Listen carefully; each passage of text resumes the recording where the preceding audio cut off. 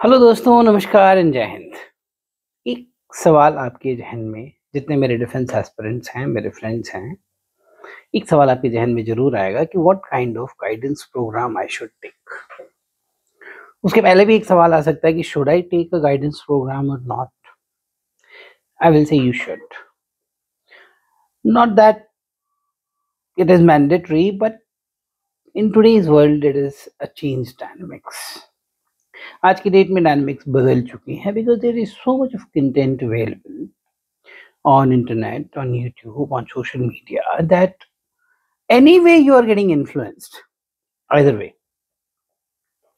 you cannot go to SSB as a pure raw fresh candidate, जो कि पहले होता था। वो फ्रेशर एंड रिपीटर का कंसेप्ट भी तो वहीं से आया है ना, कि लड़का जो फ्रेश है मतलब फ्रेश है। फ्रेश मतलब उसको कुछ नहीं पता है कि क्या होने वाला है, since he doesn't know, and the other guy who has been to one SSP or two SSPs earlier, he knows.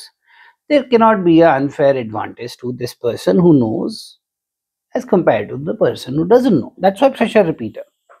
But आज की डेट में कोई fresher repeater वाला concept बचा ही नहीं है. Even if you're going for the first time, you are well aware of the process because there's so much of material available and so much of content available which you're consuming directly, indirectly. Everyone and anyone is talking without going to the content and without going to what is right or what is wrong. I'm no one to judge anyone. I would rather go into this subject. Should you spend so much of money and get into an offline course which drains you pocket wise and probably gives you as much as it should? Major reason is that the batch size is huge. इतने बड़े batch size में आप जाके बैठ गए हैं, आप 70-80 लोगों के बीच में बैठे हुए हैं और आप कुछ चीजें समझने की कोशिश कर रहे हैं, आप अथक प्रयास कर रहे हैं अपनी तरफ से, परंतु एसएसबी तो पर्सनल है ना. SSB is not not a very it's not about something that is common to everyone. It's not like you're learning mathematics. If you're learning mathematics and you sit in a huge group, still you'll learn the values and the tricks and the traits and the methods. But SSB तो आपके बारे में है. आप उस group में कैसे सीखेंगे अपने बारे में? मुझे नहीं लगता इतने बड़े ग्रुप में इंडिविजुअल अटेंशन आपको मिल पाए, ऐसा होना बहुत ही डिफिकल्ट है, मतलब स्टैटिस्टिकली ही डिफिकल्ट है. अब आप कहेंगे कि सर उनके बहुत सारे रिकमेंडेशंस हैं. वो तो आप ऐसे समझिए कि एक नेचुरल प्रोसेस में अगर हम 100 लोगों को एसएसबी के लिए डालते हैं, आप नॉर्मल वैसे ही देख लीजिए. अगर आप किसी भी एसएसबी में रहे हैं तो मान लीजिए 40 लोग एसएसबी दे रहे हैं स्क्रीनिंग होने के बाद, या 50 लोग दे रहे हैं, 4-5 तो रिकमेंड होते ही हैं. 10% का हम एवरेज ले सकते हैं कि 10% of the people who have come to this stage after screening in will make it. So अगर 100 का हम बैच ले रहे हैं तो 10 लोग बनाएंगे, उसमें 5, 7, 8, 10 बनाएंगे, उनका होगा रिकमेंडेशन. That doesn't mean कि they were so well benefited by that course that they could make it because of that course. I will not agree entirely to that. They must have learned, definitely. I'm not saying you won't learn anything. It won't be a zero experience, but it won't be a personal. What do you need to do when you're choosing what kind of guidance I need? First and foremost, the guidance should be personal centric to you. That is why the term personal interview. Never hear such term in any other interview. Here in SSB only. Personal interview, it's about you as a person. You are the subject. Similarly, for a psychologist, you are the subject. For a GTU, you are the subject. Even if you're working in a group, the subject is you individually. So the guidance program should focus on you. How? It should first help you to know what you are right now. In what terms? In terms of oil cues. These are the oil cues that are not there in you or which needs more refinements, more polishing. A very logical thing. कि आप में ये समस्या है as of now.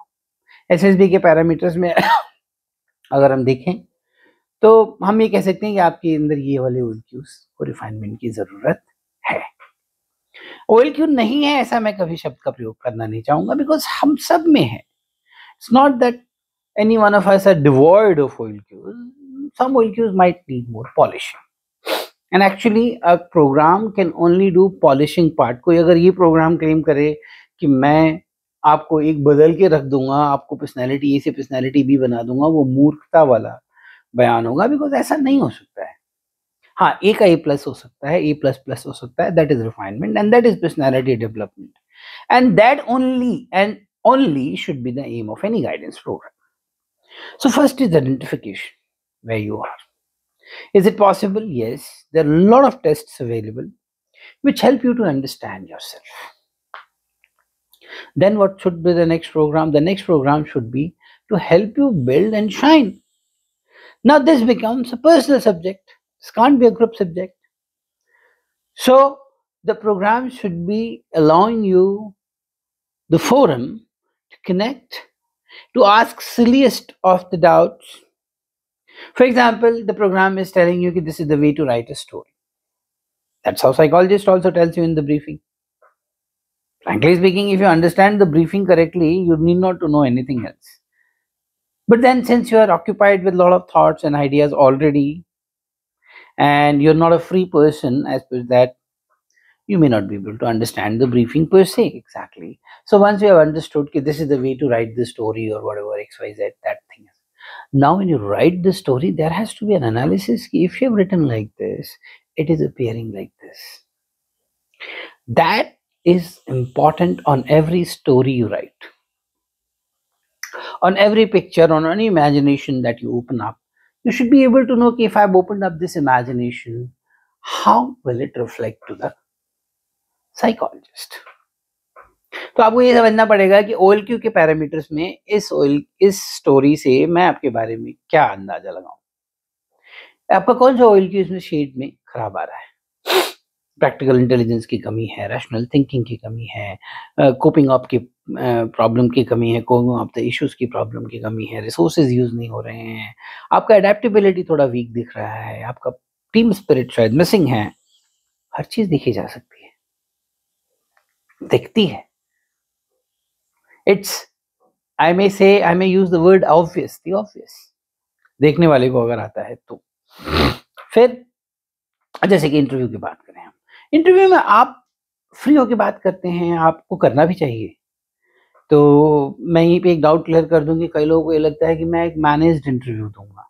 Managed interview का मतलब है you would like to control the interview, but let me sure you guys, if you try to control the interview, your interview will be bad. Why will it be bad? Because the control of the interview has to be with the interviewer. It can be any kind of interview. Even if it is a normal office type interview, the control has to be with the interviewer, right? But this is even more deeper than that. So the moment you try to control, you try to stay in an alert phase, in a conscious mind, and then what happens? Your answers do not reflect you, they reflect the preparation that you have done. You deny the interviewer the right to enter your subconscious mind, to read you from there.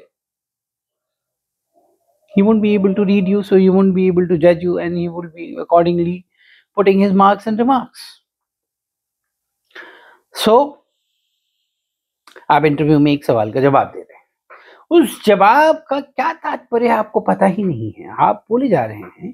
तो जब आप guidance programme में ये होना चाहिए कि आप ये बोल तो रहे हैं, बट इसका मतलब ये है। तो ऐसा नहीं है कि आप इसका ऐसे आंसर दे दीजिए, ये सॉल्यूशन नहीं है। आप सोचिए कि आप ऐसा क्यों बोल रहे हैं, क्या आप वाकई ऐसे हैं, क्या आप अंडर इन्फ्लुएंस ऐसा बोल रहे हैं। आज की डेट में इन्फ्लुएंस का बहुत बड़ा डोमेन बन गया है, because you think this is the right approach, you think that might have had been the right approach for XYZ, but that doesn't mean it is the right approach for you as well. Its personality is different, it varies, one person is different from another. That's how the beauty of personality is. What may be right for one person cannot be right for you as well. There cannot be a yardstick of commonality, it means to say कि there cannot be a state wherein everything is falling flat for everyone. ऐसा नहीं होगा. आपकी life अलग रही है, आपका सोच अलग रहा है, आपका PIQ अलग है, आपकी बैकग्राउंड अलग है, आपका SD अलग है, हर चीज आपकी अलग है. आपके आंसर्स कैसे सेम होंगे?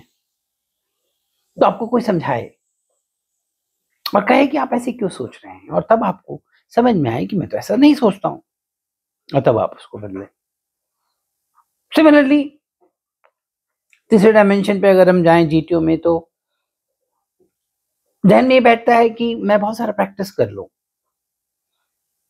ठीक है, बिल्कुल प्रैक्टिस कीजिए, कोई इसमें दिक्कत नहीं है, परंतु प्रैक्टिस की अंडरस्टैंडिंग क्या आ रही है आपके जहन में? अगर आपकी प्रैक्टिस की अंडरस्टैंडिंग ये आ रही है कि मैं फट से ऐसे ऐसे ऐसे करके ये सॉल्व कर दूं और मैं इसके बदले में एवज में मुझे GTO रिकमेंड कर दे, तो क्या ये इतना आसान है? Just because you are able to solve the puzzles, you become fit to join armed forces? Do you really think so? I don't think so. It is that. आपका बिहेवियर कैसा है, उस पर बात होनी चाहिए. आप जब वो काम कर रहे हैं, आप कैसे कर रहे हैं, और आपके ऐसे करने के पीछे रीजन क्या है? आप बहुत अग्रेशन में आ जा रहे हैं, आप बहुत गुस्सा हो जा रहे हैं, आप बहुत बहुत ज्यादा डोमिनेट करने की कोशिश कर रहे हैं, आपके अंदर डोमिनेशन इश्यूज हैं, आपके अंदर एक छुपे हुए हिडन फ्रस्ट्रेशंस हैं जो एकदम से बाहर आते हैं, अंडर स्ट्रेस आते हैं. तो समस्या कहाँ पे है, उस पे बात होनी बहुत जरूरी है. बिकॉज क्या होगा, नहीं तो आप समझेंगे ही नहीं. आपको लगेगा कि एक फलाने टास्क का एक ही मतलब है कि मैं यहाँ से वहां चला जाऊं, और कैसे एक वो नहीं है, वो तो माध्यम है. वो सिर्फ एक माध्यम है आपको अंडर स्ट्रेस देखने का. अंडर स्ट्रेस आपका बिहेवियर कैसे ओपन होता है. अंडर स्ट्रेस कई लोग विड्रॉ कर जाते हैं, शेल में चले जाते हैं. अंडर स्ट्रेस कई लोग ओवर इंथुसियास्टिक हो जाते हैं, ओवर रिएक्टिव हो जाते हैं, सेंसिटिव हो जाते हैं, डोमिनेट करते हैं. तो आपकी हिडन पर्सनैलिटी ट्रेट्स तो बाहर आते ही हैं, खासकर अंडर स्ट्रेस. तो क्या स्ट्रेस इंड्यूस किया जाता है? यस, इंटरव्यूअर कभी कई बार स्ट्रेस इंड्यूस करते हैं. वो आपको आप ही की बातों में उलझा देते हैं और आप सबकॉन्शियसली अंडर स्ट्रेस चले जाते हैं. अंडर स्ट्रेस आप कैसे रिस्पॉन्स देते हैं, वो आपको बहुत अच्छे से डिफाइन करता है. तो सवाल ये है कि क्या आपको जरूरत है बहुत सारा पैसा देके एक पर्टिकुलर इंस्टीट्यूट में, एनी वाइज आप जाइए, जहां आपको अच्छा लगे वहां आप जाइए, परंतु आप वैल्यू को समझिए और वैल्यूज डिमांड कीजिए. If you have paid the money, you should be paid back in the values. Your you should be getting an individual counseling on every domain, on every aspect, and then you should be allowed to grow, improve, make yourself a better version of yourself, and then perform better. मेरा ये कहना है कि हम सब recommend होने के लायक हैं. ऐसा कोई भी नहीं है जो बंदा डिफेंस एस्पिरेंट है, जिसकी चाह है मैं फौज का यूनिफॉर्म पहनूं, तो बहुत दूर है, बिल्कुल ही लायक नहीं है, एकदम घटिया है. ऐसा नहीं है. कहीं ना कहीं पर्सनालिटी के कुछ हिस्से पे धूल जमी हुई है. वो धूल को हटाने की जरूरत है. इसीलिए धूल हटाने वाला सही बंदा होना चाहिए, उसको पहले समझ होनी चाहिए. दूसरी बात, इंडिविजुअलाइज्ड आपको अटेंशन मिलना चाहिए. Just sitting in a large group wearing a chest number and behaving like will not help you. It might corrode your thought process for forever possible. यानी वो जो इफेक्ट है वो इतना लूमिंग हो सकता है कि आपके हर एक एसएसवी में आपको इफेक्ट मारे जा रहा है, और आपको समझे नहीं आ रहा है कि मैं कर क्या रहा हूँ, मेरे साथ हो क्या रहा है, मैं क्यों नहीं हो रहा हूँ, और वो क्यों हो गया, और ये क्यों हो गया, और ये कैसे हो गया, और वो कैसे हो गया. आपका self love, self belief, self doubt, ये सब कम होता जाएगा, सेल्फ डाउट बढ़ता जाएगा, आपका कॉन्फिडेंस कम होता जाएगा. तो बहुत कहें तो बहुत कंसेप्चुअली बहुत ही ब्राइट और बहुत ही ब्यूटीफुल असेसमेंट है ये, प्रोवाइडेड आप इसको समझें और आप बहुत कॉन्सेंट्रेस डिसीजन लें कि आपको क्या उस भीड़ में बैठने की जरूरत है या समझने की जरूरत है. I hope you have got my point. And बताइएगा कैसा लगा वीडियो, और अपने कमेंट्स के थ्रू या इश्यूज को through, and I hope it will help you, I am sure. Thank you, जय हिंद।